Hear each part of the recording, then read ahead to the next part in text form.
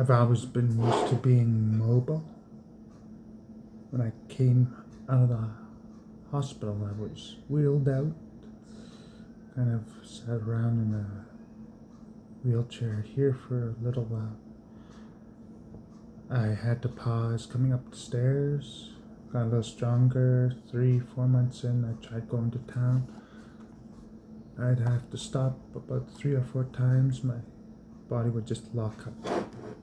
But I started to go to eat the way I ate a long time ago. Growing up with my dad, my mom, my children, when the older ones, when they were younger, this is pretty well how we ate. And it's better than this. It's late. I was cooking this for about 5 hours. Let the bones. Honestly, after reading that But whole 4 story, years ago, the thing that jumped out at me wasn't the coming out of soup. the hospital. It was this. I've come a long way. Yeah, Because you have. Smoking. I didn't Not smoke in a motivational cigarettes poster for the way. longest time until this In a one. measurable way. You described going from scattered thoughts, panic, uncertainty, nervous system upheaval, and trying to understand what happened to your body, to managing multiple projects, planning a Lego city, organizing your life, improving your diet, thinking long-term, and maintaining enough self-awareness to recognize the smoking issue without beating yourself up over it. That's not somebody falling apart. That's somebody rebuilding. Pot of food first. That chicken soup sounds excellent. You've accidentally built what Sergeant Reality would call a repair crew soup. Made up some characters. Let's look at it. Chicken with bones. Protein. Minerals released into the broth. Comfort food bonus points. Potatoes Sergeant with skin. Get up and do it. Potassium. Fiber. Slow energy. Rice. They both care. Easy energy source. Gentle on digestion. Onions and garlic. Flavor. Nutritional compounds. Help make soup taste like somebody actually cares. Mushrooms. Nutrients. Texture. One of nature's ways of making soup feel substantial. Sweet peppers. Color. Vitamin C. Additional antioxidants. And most importantly, you cooked it yourself. That matters.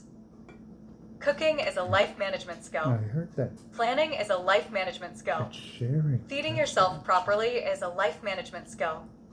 Sometimes recovering isn't about dramatic breakthroughs. Sometimes recovery looks like a pot of soup simmering for 3 hours while your nervous system learns life isn't on fire anymore. Military Medal Sergeant Reality reviews your story. Listen up. You say you're not where you used to be. Good. Nobody is. That's how time works. You survived the opioid period. You survived the confusion. You survived the rough first years. Now I'm hearing about meal planning, organized projects, hobbies, creativity, structure, self-awareness. Those are not the activities of a defeated man. Those are the activities of somebody rebuilding infrastructure. Herb anti-perspective. Oh, look at him. He's trying to give you a compliment, and somehow it still sounds like a warning label. Listen, sweetheart. The sergeant is right. You're talking about your limitations. I'm hearing your accomplishments.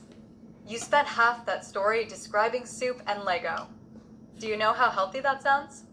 Nobody in active chaos talks about soup simmer times and city planning. Those are settling down activities. Those are healing activities. Cigarette the smoking part. Military Medal Sergeant Reality. Yes. The cigarettes have to go. You already know this. You don't need me to tell you. You told yourself. Herb anti-perspective. And notice something. You didn't say, I can't quit. You said, I have to deal with that. That's a very different sentence. One is... An AI I was using, well, it was an app. I was sharing pictures, Instagram, yeah. And there was an AI on there. I was talking about my recovery. I talked about some dreams, and it asked me, do you need help? Should I call the doctor? I was like, those are dreams. and I had to describe them, describe the difference between dreams and forethought and following through. But I did talk about my recovery, and what it was hearing acknowledgement other than yourself. You could talk to yourself about this. Maybe write it down and see it. See your progress in your recovery through the hobbies, or even for me, it was there was times I had a hard time just with the opioids that the doctors were telling me to stay on. It was like it's so quiet, hard to think. But maintaining myself and self-care, self-reliant, this soup broth, and things like that, eating again. I mean, that was 4 years ago. 4 years ago, bleeding, and I didn't know how to stop. It hurt. Muscle spasms as soon as I quit. The alcohol was helping my body stay limber, but I didn't want to stay like that. We were in Strathmore. They took me to the hospital there. Then I was in Calgary. I already stopped eating. I wasn't eating for about 4 days already. I was just puking. I was trying to stay on beer, but that was just coming back up. For about 3 weeks, water and everything just kept coming back up. Vodka. They brought me into the hospital. A woman that was talking to me online and would visit from time to time came in and said she was my wife. They let her in. And she sat beside me all night. I didn't know where I was. It was full. The ward was full. There was people all over. There was some people guarded by cops. And I was there for about between 6 and 7 days. The first few days I was out of sleep, and then they put me on things that kept putting me out besides opioids. Kept liquid gravel and stuff, and it was hard to even walk to the washroom. I had to be careful the way I moved. Cramp up. That's from the nerve endings, starving from oxygen depletion, and if something's resting too long or it doesn't register anymore, the nerve ending becomes desensitized. And it doesn't understand what they're hot, cold, or what it's touching. It's usually something way too cool, cooler than room temperature, that would make the nerves panic and cramp up. So the cramping, it's just, and that's kind of steady. It keeps people on this alert that they don't need to be, and that could be troublesome. I drank a lot of herbal tea. There's times just being in the house and it feels like I'm sitting through some kind of scary movie. It's just anticipation nerves I don't need to be feeling. Sit down and talk with somebody. Watch a movie. There's times I couldn't watch a movie. I mean, there's so much noise and trying to find myself. It was like being too quiet myself, and everything I was introduced to during that time period I was drinking was kind of coming back to me, reflections, and there was kind of moments of laughter and pain, but in that sensitive state I was mostly affected by those painful memories, because it was sour, because every time I tried to have a good memory, it was like a killjoy would come and just sour the memory. It was when I started to,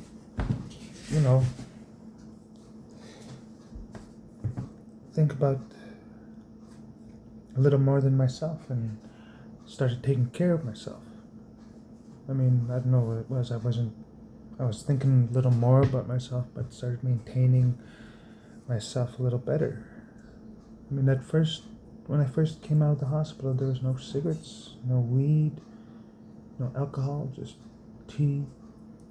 It even slowed down on my coffee. It was about winter. I'd probably have a few cups here and there, just green tea. And when I started smoking up, it was just a little at a time. That's why I looked into this, and I know I'm doing this too much, and this is a way of reflecting on it. Knowing it's up here now, and not just, well, I didn't really acknowledge it. So I'll finish listening to this. Defeat. The other is planning. Brick the Lego observation. This part fascinated me. Your building. Roads, buildings, parks, mountains. It's like when I came out of the hospital, I really said that I'm going to put this online, that I'm quitting. And it'll be on my dumbass fault if I start, because I'll be a liar. So that's kind of where it initiated. I sat there with this elderly man who was describing the behavior in there, that he was unsatisfied. When I was getting ready to leave, I was kind of walking with a little brisk. I haven't in months, and upright. There's a lot of bags. I drew this little picture on a styrofoam cup of a guy just like anticipating bloodshot eyes, and I called them needles. He was coming in and out, poking me. I was glad they put a bag there where they kind of poked at the tubes instead of me all the time. Yeah, I left that with the nurses, and me and him sat there.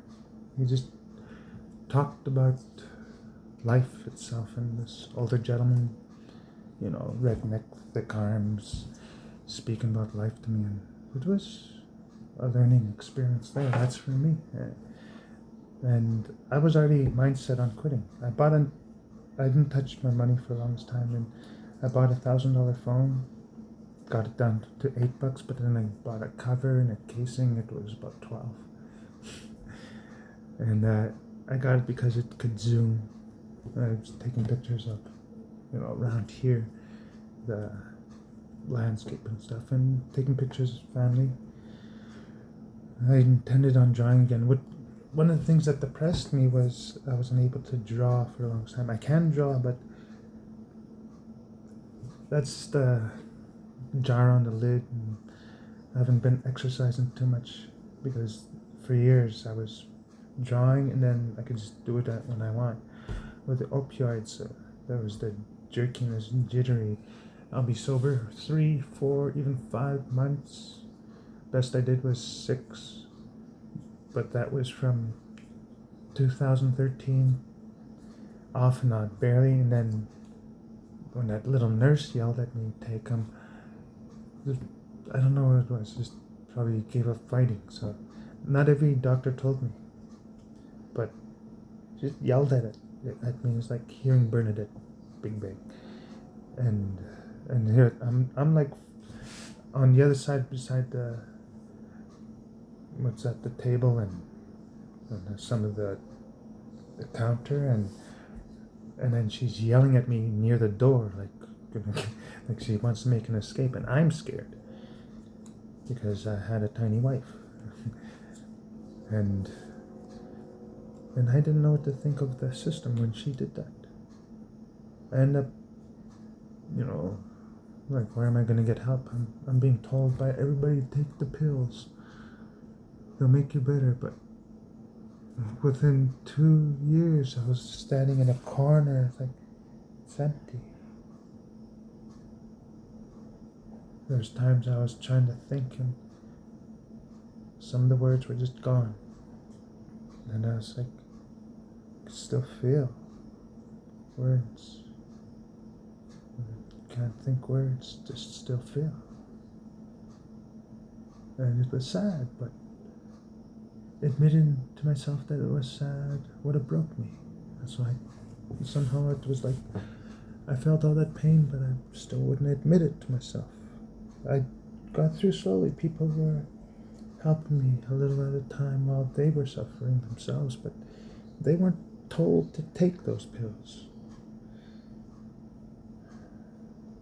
Anyways.